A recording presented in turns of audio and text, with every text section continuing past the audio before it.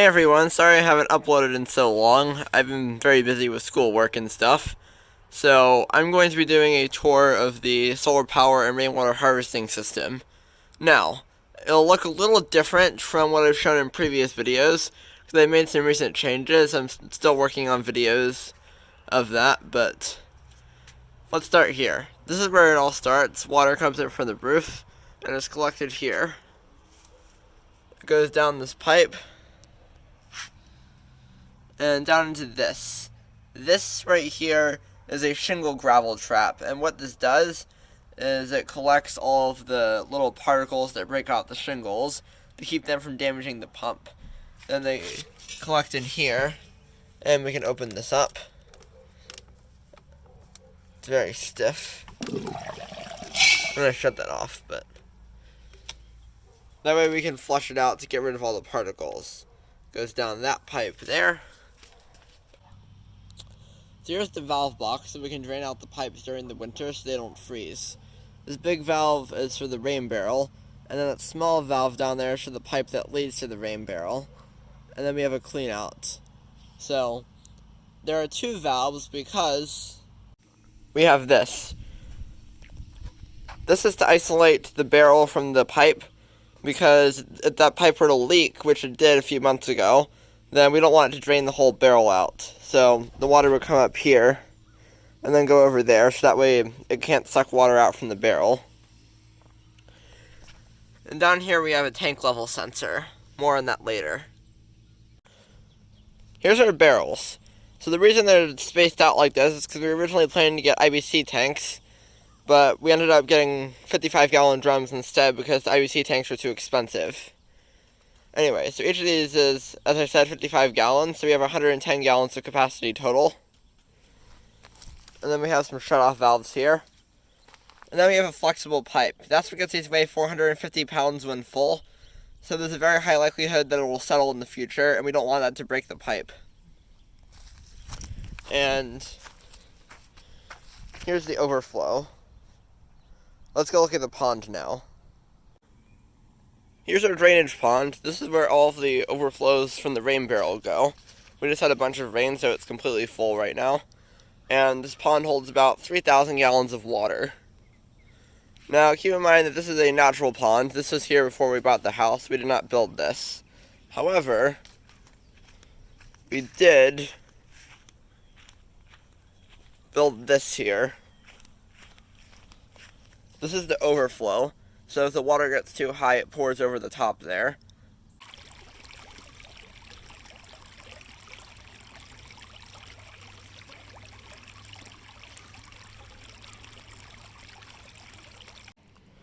And we also have these valve boxes here. So there's two 3-inch pipes that can each carry 140 gallons of water a minute. So both of these combined can release 280 gallons a minute.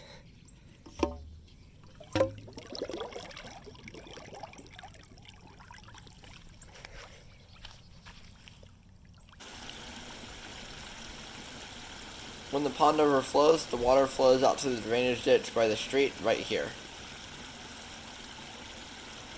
Here's our pump. It's just a 12-volt, 1/10 horsepower pump, and it can move 6 gallons of water per minute. That brass thing right there is a valve to let all the trapped air out of the line. That flex conduit goes to the tank level sensor that I showed earlier, and then it connects to our junction box there. So here's the outside equipment for the pump. We just have a switch here, and then the actual hose itself. So we just flip this and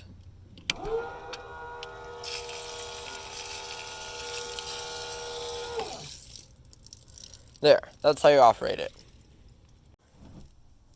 Here's a relay for the pump. So, to turn the pump on, you flip the switch outside, and then that energizes the coils of the relay here, which actually starts the pump. But in between the switch and the relay is that float switch on the side of the pipe I showed earlier. So if the tank is too low, it'll block the signal from actually getting to the relay, so the pump won't turn on. That's important because, again, the pumps can be damaged if they're run dry. And then we got this indicator light here. It's off, which means there's no water in the tank. if there's enough water in the tank where we can turn on the pump, then that light will turn on. Alright, now let's look at the solar power system. Here's the panel. It can generate 100 watts of power max at 12 volts. So, here we have our ground wire. That goes down to our ground rods. And then under here, the wires come down there. And then connect through these. These are MC4 connectors. And then it plugs into these wires, which then go down into the shed. The power from the solar panel then comes up to this device. This is a charge controller. This regulates the charge of the battery so it's not overcharged. The power then comes through these wires into our battery bank. So each battery is 12 volts and is 35 amp hours. They're wired in parallel through these bus bars here. So that gives us a total of 70 amp hours of capacity. Times 12 volts is 840 watt hours. Although, they only have a depth of discharge of 50%, meaning you can only use 50% of that capacity, so in practice we only get 420 watt hours. That's still pretty good though. These are AGM or absorbent glass mat batteries, which is a type of lead acid battery. The power then comes down through this wire here, through an 80 amp breaker, and into our distribution bus bar. This wire goes up to the inverter, which we'll talk about later. This line goes to our DC loads. And this line here goes to the control panel. We have a system in here that measures the charge of the battery by measuring the voltage. If the voltage is above 12 volts or 50% depth of discharge, then the battery can be safely used. So we'll send a signal to the solid state relay, which I'll show later, to turn the power on so we can draw load from it. If the battery dies, so the voltage is under 12 volts, then it'll send a signal to turn the relay off so no load can be drawn. And then this indicator light here tells us if the battery is charged or not. And here's the solid state relay. We use a solid state relay instead of a mechanical relay because it needs to be left on basically 24/7, and solid state relays are better for that. So the power from the battery comes up through here, goes to the relay, and then into our fuse block where it goes out to all of our different circuits. That system I just showed you is for our DC loads, but most devices need AC power. So, how do you get that? Well, you use an inverter. This has a bunch of transistors inside which fire extremely rapidly to create a sine wave. It then runs it through a transformer which steps at 12 volts up to 120. Here is our lines going in, and then here's our line going out. And then this green wire goes down to our ground rods, and then that white wire goes to here. We can press this to turn it on and off. We normally keep it off when we're not using anything because inverters draw a lot of power on their own even if there's not any load being drawn. So it would waste a lot of power just to leave it on 24/7. Here's the controls for the cooling fan. So you have the thermostat here which runs them automatically. And it's on thermostat mode right now. But we can turn the fans off or on.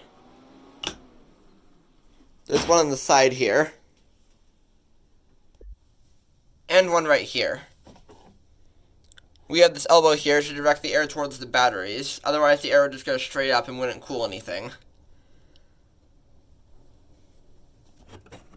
Here's our grounding system.